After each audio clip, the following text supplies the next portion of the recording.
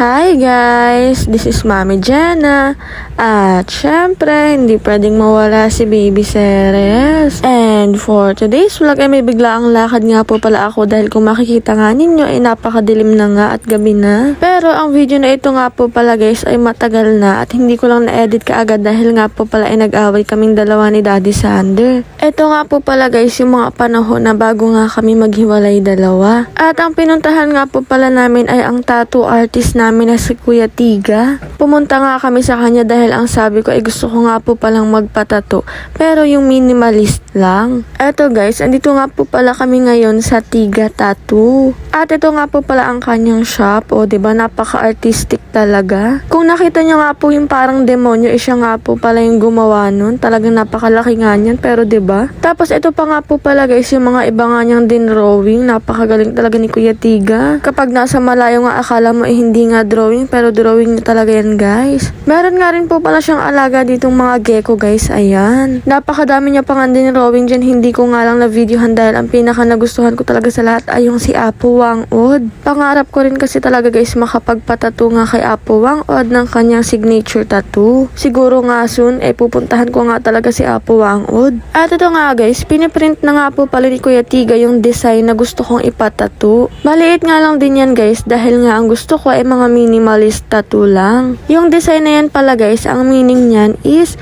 yan nga po pala ang aking zodiac sign. Taurus nga po pala yan dahil ako ay pinanganak ng May. Comment down below guys sa mga katulad ko nga ring Taurus. At ayun nga guys, nagsisimula na nga po pala kami ni Kuya Tiga dyan. Bali dyan ko nga po pala napili kung saan ipatato nga po pala yung Taurus. Sa may taas nga po pala yan ng siko ko. Ito nga rin po pala guys yung first ever tattoo ko. Kaya nung time na yun sobrang kinakabahan nga talaga ako. Pero excited din ako sa kakalabasan. Bago nga rin po pala ako magpatato talagang pinag-isipan ko ng mabuti to kung itutuloy ko ba or hindi. Pero talagang gusto ko nga kasi magpatato. Hindi naman yung mga malalaki, yung mga maliliit lang naman. Bali ngayon guys, hindi lang din po pala isa yung ipapatuto ko kundi dalawa. Para sabi ko, isang puntahan at isahang sakitan na nga lang. And ay ang unang tinatunga sa akin guys, habang tinatatuan nga ako ni Kuya Tiga na talagang tumalikod na ako dahil hindi ko na nga kaya yung sakit. Talagang napapapakit na nga at napapangisi na nga yung mukha ko. Kaso hindi na nga pwedeng itigil dahil naumpisahan na.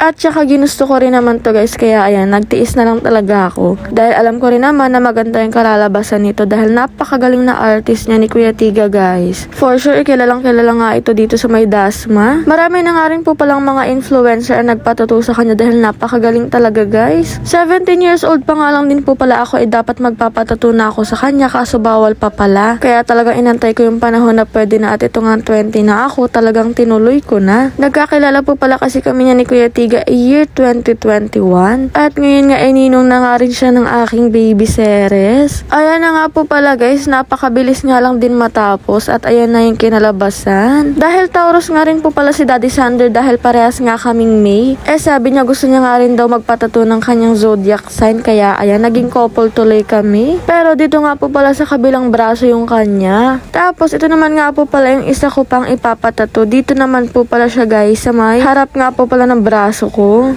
At ang design naman nga po pala niyan guys is rose. Yan naman po pala yung favorite kong flower kaya naisip ko nga na ipatato. At naisip ko na para nga rin akong isang flower na rose na kailangan ngang ingatan at alagaan ng mabuti. Ayan nga po pala guys, bali dito doble nga po pala ni Kuya Tiga kasi hindi nga dumikit ng buo. Ang bala ko nga rin po pala sana is parang yung line lang na rose. Parang lining tattoo lang ganun. Kaso nagsuggest nga po pala si Kuya Tiga na hindi nga daw maganda kapag ganun. Kaya sabi ko kay Kuya Tiga bahala na nga siya dahil may tiwala naman ako sa kanya. At ayan nga guys, sinisimulan na nga po pala ulit ang pananakit sa balat ko. Charing! Ito guys, hindi naman gaano masakit pero yung sa likod talaga napakasakit nga. Kahit nga colored nga itong tattoo ko na to hindi talaga siya gaano masakit. Bali, meron nga po pala yung red at saka white. Tapos yung sa may parang stem nga niyan hiniluan din po pala ni Kuya Tiga yan ng color brown. Pero ayan nga guys, kayang-kaya nga lang sa ganyang part. Kung mapapansin nyo nga din guys, parang dinikit nga lang at parang sticker nga lang din yan. Ganyan nga po pala kagaling si Kuya Tiga guys. Diba kanina parang line lang siya. Pero tignan nyo naman nga yung ginawa niya, parang ginawa niya nga 3D. At halos lahat nga rin po pala nang nakakakita nitong tattoo ko na rose.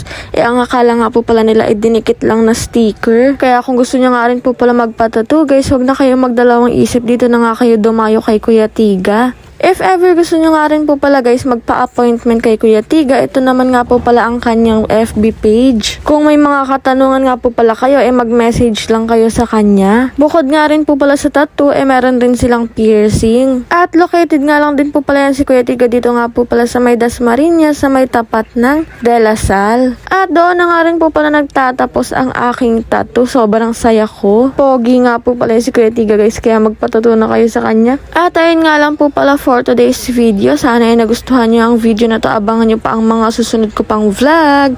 Ayan lang. Thank you for watching. Babu!